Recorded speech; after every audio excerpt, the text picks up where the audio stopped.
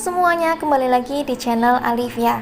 Gimana, sehat terus ya? Semoga yang nonton diberikan rezeki yang banyak dan dijauhkan dari penyakit yang sedang melanda dunia.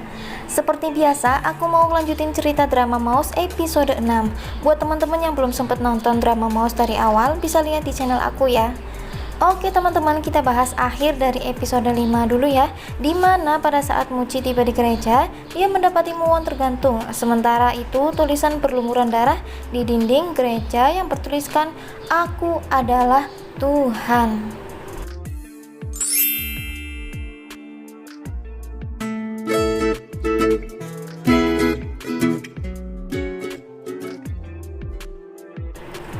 Muwon terbunuh oleh psikopat karena dia tidak memiliki amarah kepada headhunter yang telah membunuh kedua orang tuanya.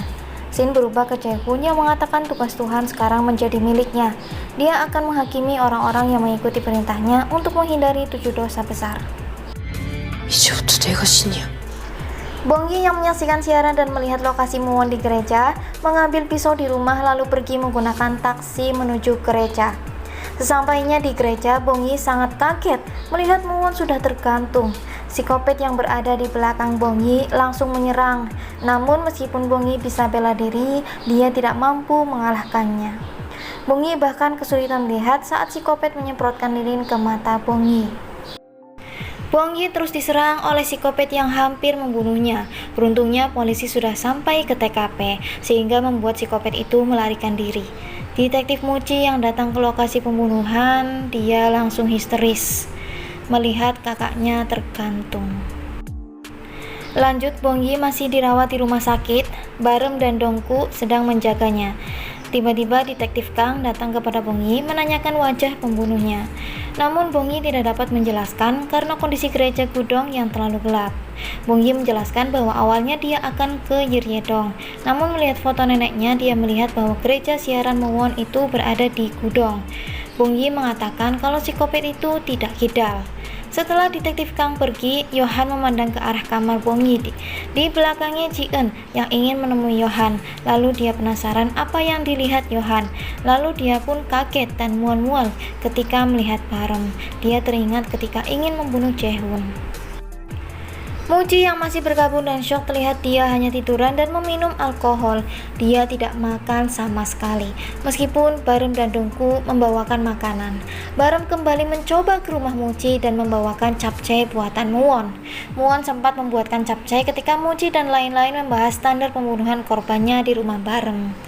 Hingga psikopat merilis video yang mengejek Muji. Psikopat memberitahu Muji bahwa dia memiliki 3 hari untuk menemukan Hankook. Jika Muji tidak bisa menemukan Hankook dalam waktu 3 hari, maka dia akan mendapati Hankook tanpa paru-paru.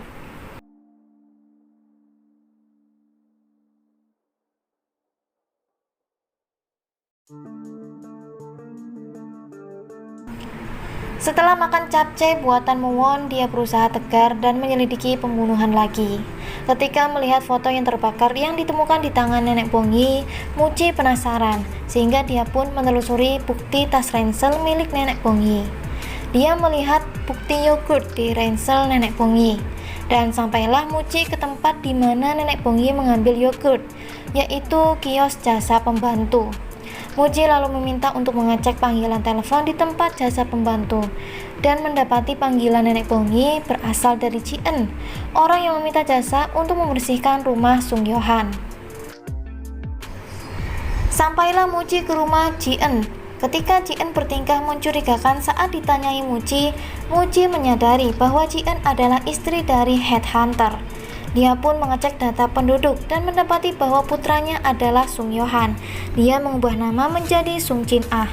Pada saat Muji menghubungi detektif Shin untuk mengkonfirmasi Sung Yohan, Muji mendapati kabar pembunuhan Kim Jun-sung, teman dari Sung Yohan. Di TKP pembunuhan Kim Jun-sung, Muji menyadari ketika dia mengadakan siaran pers, psikopat meneleponnya di rumah Kim Jun-sung. Dia pun yakin pembunuhnya pasti Sung Yohan dan bersumpah untuk membunuhnya. Di sisi lain, di tempat pembunuhan Cikuk, Barem, Dongku, dan Hongju mengecek daftar tamu yang masuk ke penjara. Namun ada tamu medis yang tidak menuliskan di daftar tamu. Dia adalah Sung Yohan. Hongju pun sangat kaget. 네, 그랬다고 들었어요. Tanpa surat perintah, Mochi menyelinap ke rumah Sung Yo-han untuk mencari barang bukti. Ternyata Mochi menemukan darah di sepatu yang disimpan oleh Sung Yo-han. Lalu Mochi keluar dan berbicara dengan detektif Shin dan memintanya untuk mendapatkan surat perintah penggeledahan tempat Sung Yo-han karena dia khawatir Hankuk berada di sana.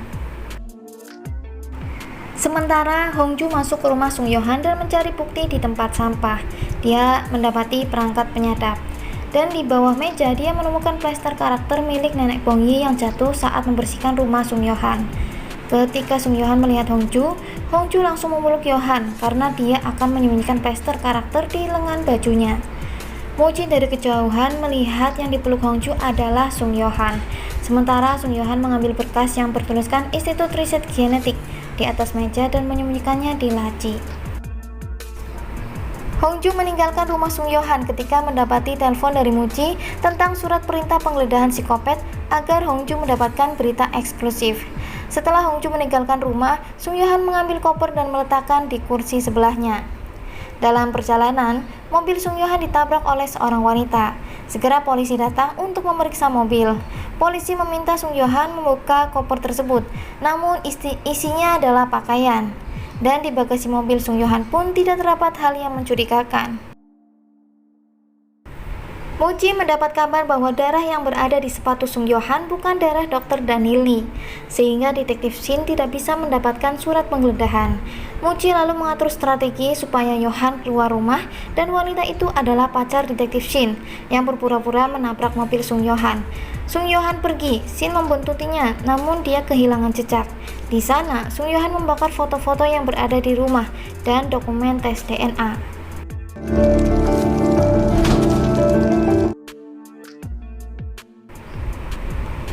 Di kepolisian Mujin, Hongju mendapati DNA yang berada di plester karakter itu bukan DNA Hankuk, sehingga detektif Kang akan mencoba membandingkan dengan korban lain. Saat itu juga Mochi datang dan kecewa kepada Hongju karena dia tidak mengatakan Sung Yo-han adalah putra Han Sojun. Sung Yo-han datang ke rumah ibunya yaitu Ji-eun dan berbicara dengannya, mengatakan bahwa selama ini ibunya pasti sudah tahu bahwa putra ibu adalah seorang pembunuh. Sementara itu, kabar terbaru muncul bahwa DNA pada sepatu Sung Yo-han adalah jasad yang ditemukan di bawah laut dan plester karakter sesuai dengan DNA nenek Bongyi. Barem juga mendengar bukti DNA nenek Bongyi yang ditemukan di rumah Sung Yo-han setelah mengajak Bongyi tinggal di rumahnya. Lalu dengan menggunakan motor, Barem menyelinap ke ruang bawah Sung Yo-han. Di sana Barem melihat foto-foto dirinya. Barem bergegas pergi. Ketika itu polisi pun muncul dan mulai menggeledah rumah Sung Yo-han.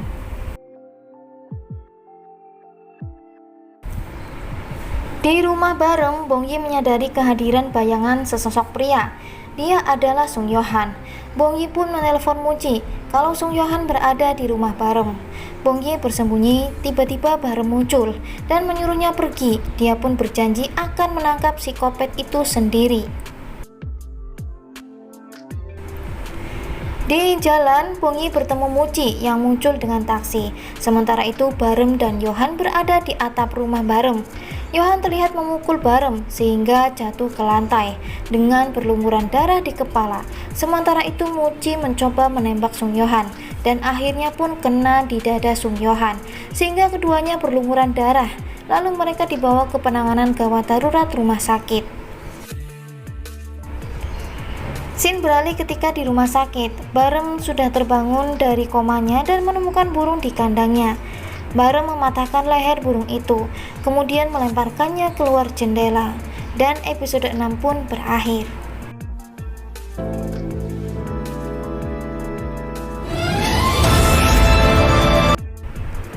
Oke teman-teman, itu dia cerita Allu Drama Mouse episode 6. Jika kalian memiliki pertanyaan tentang drama, bisa komen di bawah ya. Atau kalian memiliki kritik saran di channel aku, boleh banget bisa tulis di kolom komentar biar aku semangat bikin videonya. Jangan lupa subscribe, like, dan komen. Dan terima kasih, komawo.